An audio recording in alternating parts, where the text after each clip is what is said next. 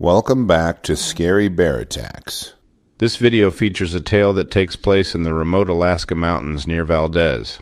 Frank Glazer was a woodsman who ran the Black Rapids Roadhouse on the Old Valdez Trail and augmented his income by hunting for sheep, caribou, and moose that he sold to the Alaska Road Commission to feed their workers. These were the road crews that were building the Richardson Highway.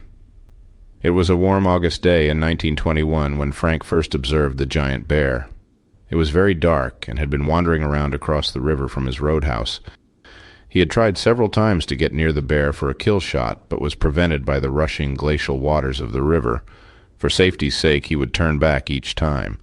Around a week or so later, Frank heard his sled dogs barking and thought there may be a caribou or a bear nearby, so he grabbed his .30-06 hunting rifle and went outside to investigate. All this ruckus wasn't caused by a bear, but by two very large wolf dogs.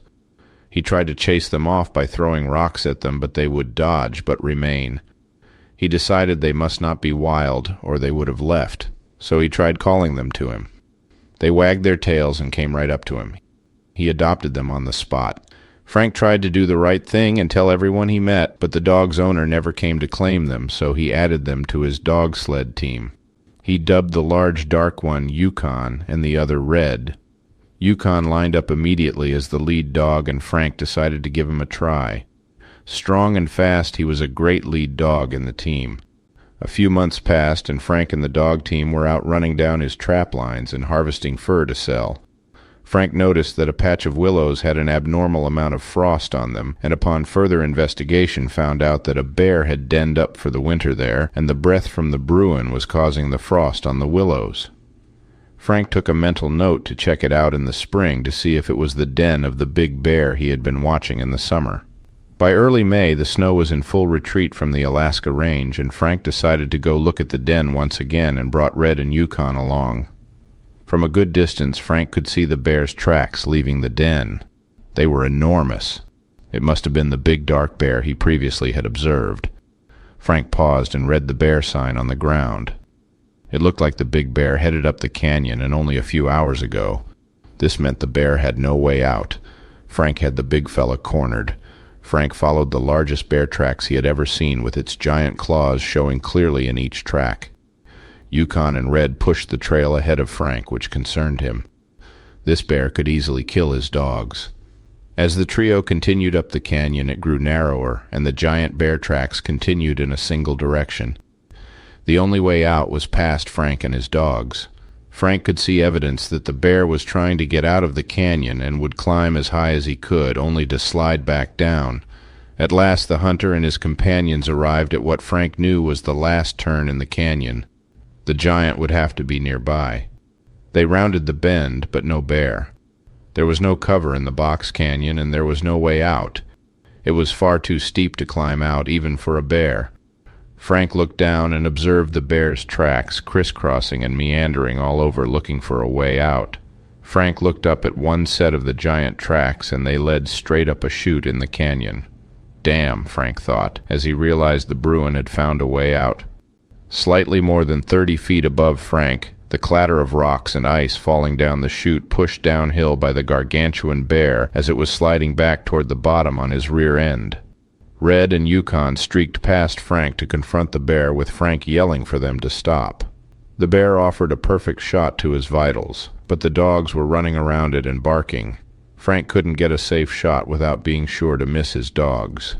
The report of the rifle echoed thunderously through the box canyon, and the slug found its mark in the bear's shoulder. The bear roared in pain and rage as the dogs continued to attack and frustrate him. Regaining his feet, the massive mauler scanned the area, trying to assess what had just happened to him.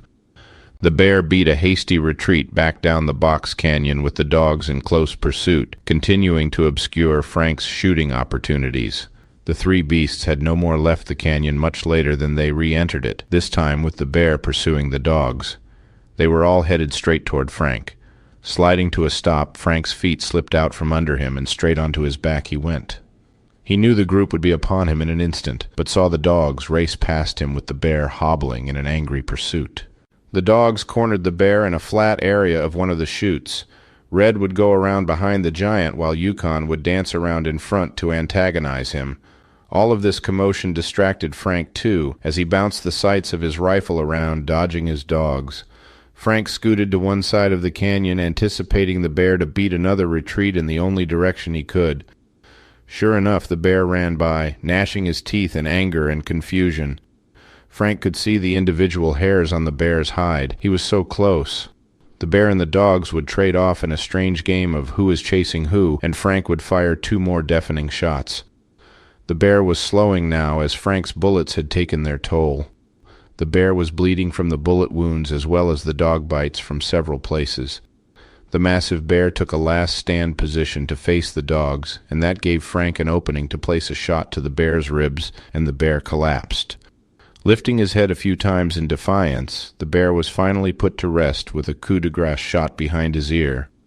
Frank paused to marvel at how well the dogs distracted the bear the entire time. Frank skinned the giant bear and measured its hide.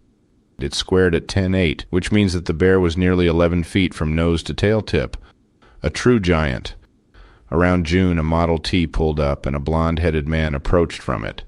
He saw Yukon and Red and immediately rushed to embrace them.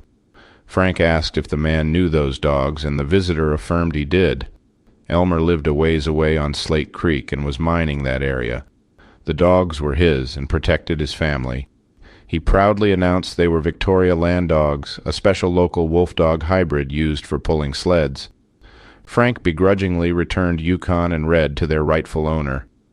A few years later, Frank acquired his own set of Victoria land dogs for his sled team and refused to sell that giant bear pelt for any amount of money. After reviewing the facts surrounding this episode, I am left with a few questions for you.